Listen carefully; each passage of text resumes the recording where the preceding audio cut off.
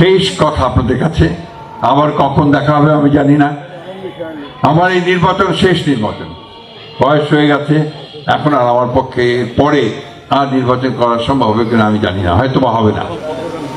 আমি আপনাদের কাছে এইটুকু অনুরোধ করতে চাই যে আপনারা যদি মনে করেন যে আমি অতীতে আপনাদের পাশেই দাঁড়াতে পেরেছি, আপনাদের কিছু কাজ করতে পেরেছি, এলাকার উন্নয়নের জন্য কাজ করতে পেরেছি, তাহলে আপনারা দয়া করে আমাকে সাহায্য করবেন, সহযোগিতা করবেন, আমার জন্য দোয়া করবেন।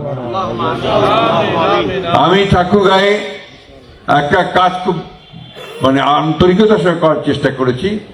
দুটো জিনিস, একটা হচ্ছে আপনার এই দেশের কৃষকদের কৃষি সমস্যার সমাধান করা, যেটা আমি আপনার বরেন্দ্র বহুমুখী প্রকল্প, যেটা বিএমডি বরেন্দ্র, যে ডিপ টিউবওয়েলগুলো বন্ধ ছিল সেগুলোকে চালু করার চেষ্টা করে আজকে একটা তেঁতুলিয়া থেকে রাজশাহী পর্যন্ত বরেন্দ্র একটা খুব বড় একটা প্রতিষ্ঠানে পরিণত হয়েছে।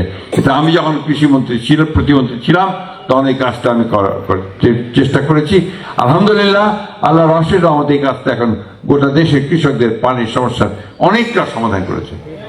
আজকে যে ভুট্টা চাষ করে আমাদের কৃষকরা অনেক উপকার পাচ্ছেন, এই প্রকল্পটা আমি যখন কৃষি প্রতিমন্ত্রী ছিলাম এই এলাকায় নিয়ে আসি এবং এই কাজগুলো আমি এই ভুট্টা চাষটা এখানে শুরু করি। ফলে কি হয়েছে দেখেন, এখানে আজকে যে মুরগির ফার্মগুলো গড়ে উঠেছে, এই মুরগির ফার্মগুলোতে আমাদের অনেক মানুষ চাকরি পেয়েছে, আমাদের অনেকে আপনার এখানে ব্যবসা বাণিজ্য করে খাচ্ছে। এটা আমাদের অনেকটা উপকার হয়েছে আমাদের এলাকার মানুষের। আমি চেষ্টা করব, যদি আল্লাহ সেই সুযোগ আমাকে দেন, আমি এলাকাতে মানুষের কর্মসংস্থানের জন্য আমরা কাজ করার চেষ্টা করব। আমরা বিএনপি থেকে বলেছি যে আমরা 18 মাসের মধ্যে আমরা 1 কোটি মানুষকে কর্মসংস্থানের ব্যবস্থা করব।